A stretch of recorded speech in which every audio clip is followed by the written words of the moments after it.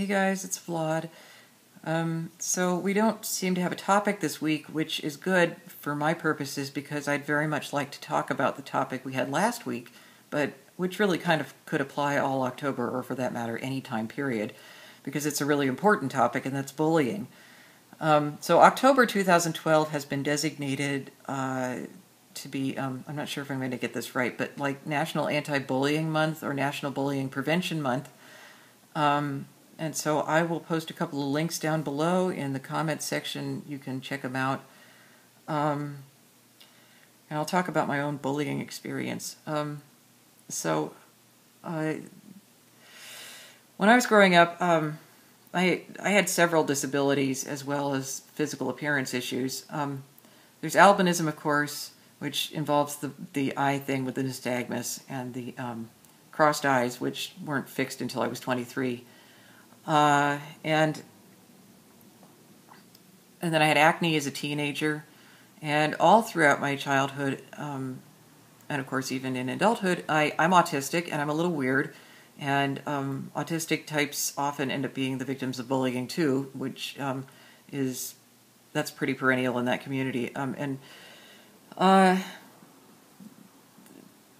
The kids in my class did things like they'd trip me, they'd run up and suddenly startle me because they thought it was so funny that I startled so easily. They'd walk off with my books, because I'd be working on something at my desk and looking really close at my work, and then I'd look up and my books were gone. And I'd get them back later, but it was just, it was clearly intended to be nasty to me. The same thing happened to other disabled students I knew.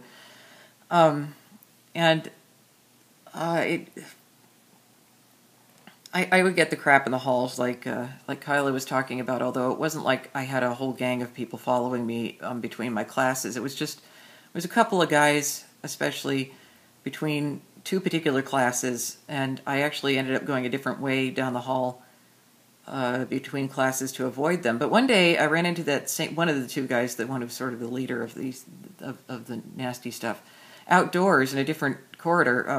It was one of these covered walkway areas.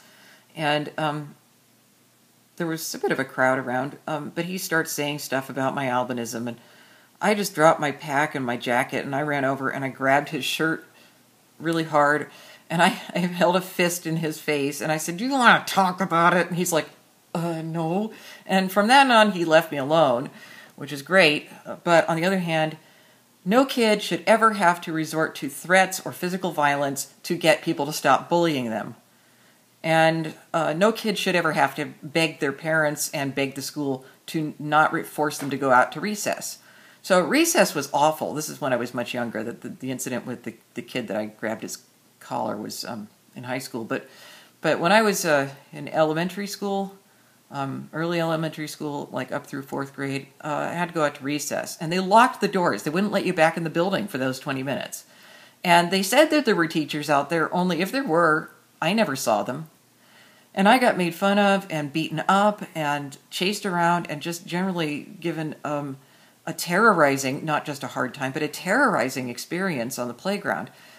And one day I broke my tooth on one of the monkey bars, and I do not know how it happened. I was running, and the next second my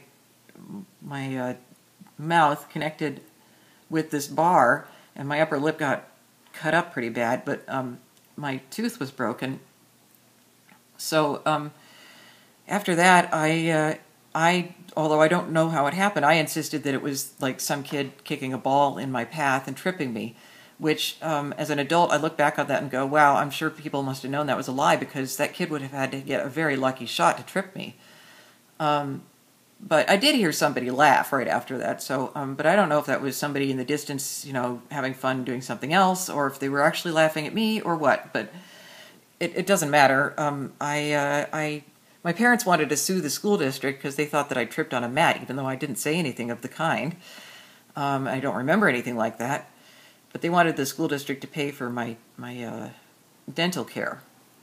And after I'd asked them how many times to make the school not force me to go out to recess, I mean, I guess they shouldn't be too surprised that I might try to manufacture some story to get so that I didn't have to go out to recess anymore for the rest of 4th grade.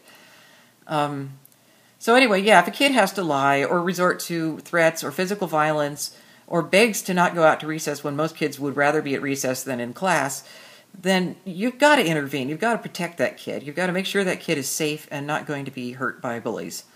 And you've got to, furthermore, school districts and parents and so on ought to be making a priority of teaching children in general good character education and monitoring their behavior.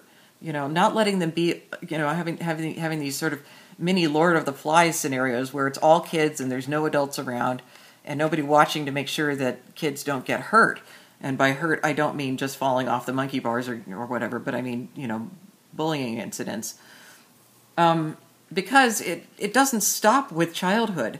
Those kids that are bullies in high school and still get away with it, they become adults that bully. And so you hear about workplace bullying. There's bullying in the Army, mainly by men against women, but I suppose it can happen men against men as well, and perhaps even women against some women, and possibly even against some men. I don't know. But in general, there's this whole sexual harassment type of bullying that goes on in the Army. And it just happened in social groups.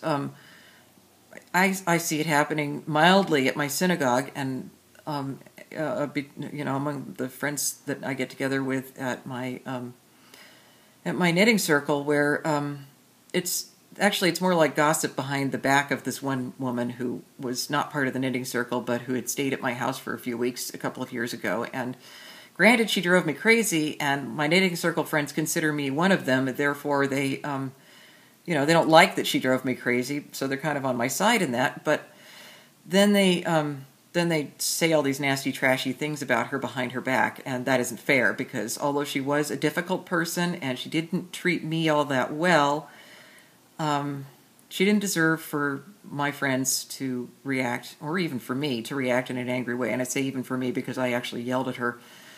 Bullying can sometimes starts like a feedback cycle. And it's very unhealthy.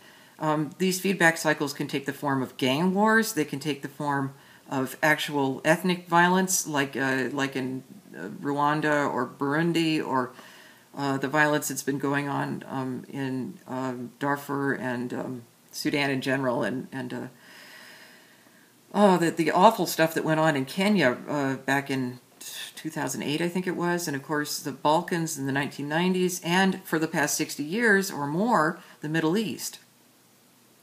And Chechnya for a long, long time after the Soviet Union fell.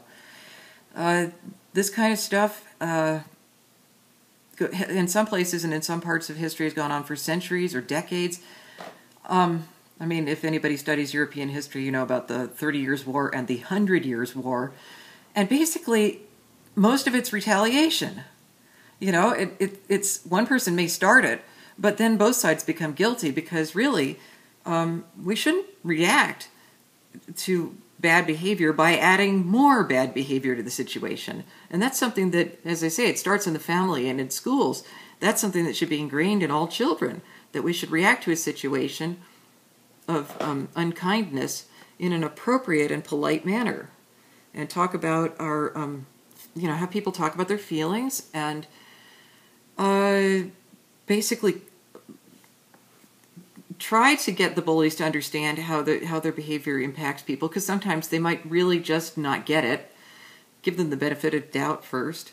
But if they're not getting it, then prevent them from doing it. You know, I shouldn't have been the one who didn't go out to recess, really, although I didn't want to. But they should have taken the bullies off the playground. They should have been set up doing some, I don't know, doing some sort of activity that was physical so that they could work off their energy, but that wasn't playing, that wasn't having fun, because, you know, that isn't appropriate. It shouldn't be allowed to happen, and yet it does. And so anyway, I will put some links below.